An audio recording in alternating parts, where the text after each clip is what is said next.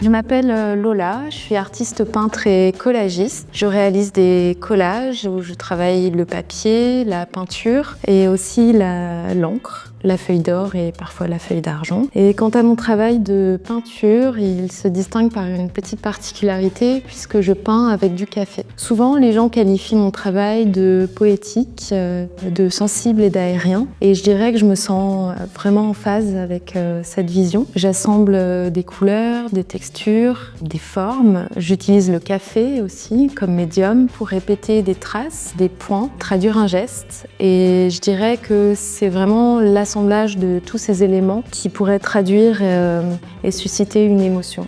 Alors une petite anecdote sur mon travail, donc ça nous renvoie à l'enfance où je récupérais, j'amassais absolument toutes les chutes de papier, papier cadeau, papier d'emballage, mais aussi des rubans.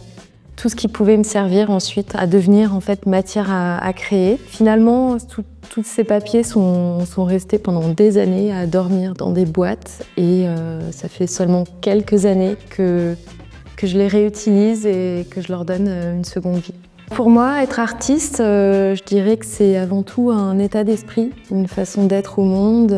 Ce serait comme être dans un éveil permanent d'attention aux choses, mais aussi aux êtres, à tout ce qui nous entoure. Je dirais aussi qu'être artiste, c'est ce sentiment d'appartenir à une communauté, à un réseau qui serait vraiment une chose centrale et primordiale, et qui ferait grandir et avancer. Alors je dirais qu'avoir accès à l'art est important pour nous tous parce que je pense qu'il joue vraiment un rôle dans le développement personnel de chacun, chacune, que ce soit dans le développement psychologique mais aussi culturel et social. L'art permet aussi, selon moi, de raconter des histoires en lien avec des expériences humaines universelles, comme par exemple l'amour, la joie, mais aussi la perte ou parfois même la révolte. Et c'est parce qu'il nous raconte des histoires qui peut créer du lien. Et je pense qu'on a toutes et tous besoin de ça. J'aime l'idée de voir mon travail se déployer dans différents espaces, par exemple